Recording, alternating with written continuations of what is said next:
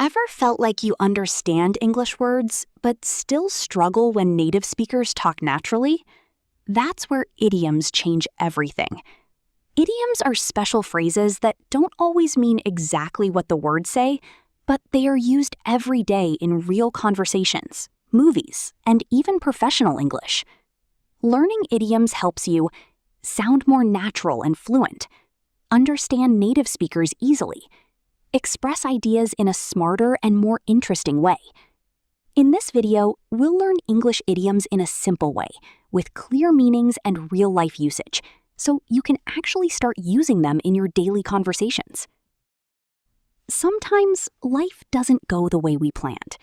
You might lose an opportunity, face a problem, or go through something difficult. But later, when you look back, you realize that situation actually helped you in some way. That's when we use the idiom, a blessing in disguise. It means something that seems bad at first, but turns out to be good in the end. Let's understand this idiom with some real-life examples. First, missing that bus was a blessing in disguise. I met my old friend instead. At first, missing the bus feels like bad luck, but then something wonderful happens. You meet someone special. Next, getting rejected from that job was a blessing in disguise. I found a better one. Rejection hurts, right? But sometimes it leads you to something even better. And one more. That delay was a blessing in disguise.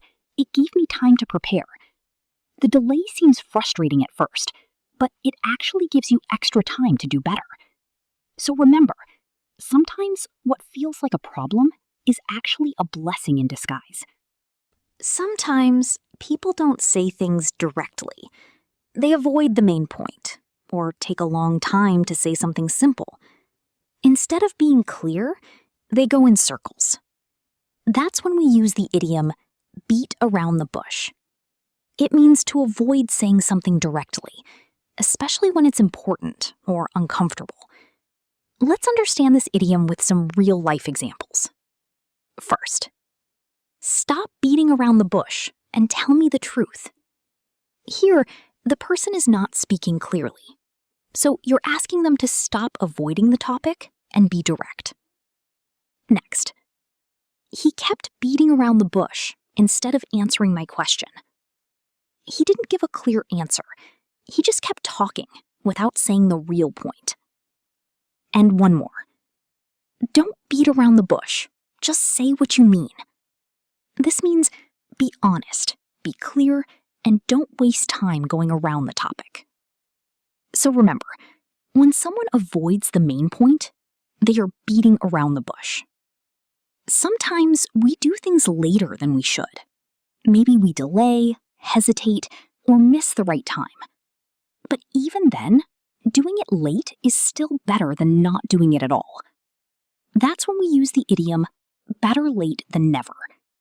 It means it's better to do something late than to not do it at all. Let's understand this idiom with some real-life examples. First, he finally apologized. Better late than never. The apology came late, but it's still a good thing that he apologized. Next, you started learning English now? Well, better late than never. Maybe you didn't start early, but starting now is still a great decision. And one more. She arrived after the meeting started, but better late than never. She was late, but at least she showed up instead of missing it completely.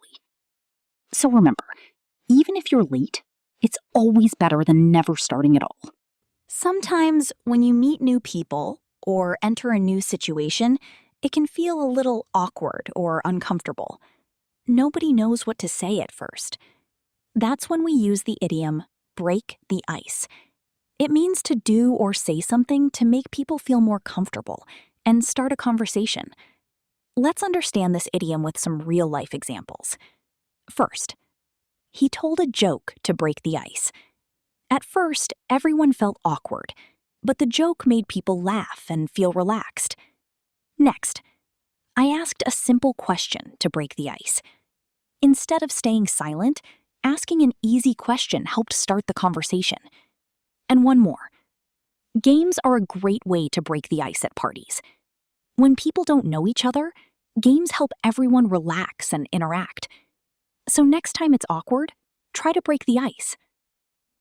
So now you know, idioms are not just phrases. They are real-life English that native speakers use every day.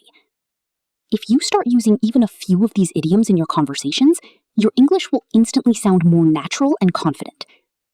Keep practicing, try using them in real situations, and don't just learn, use them.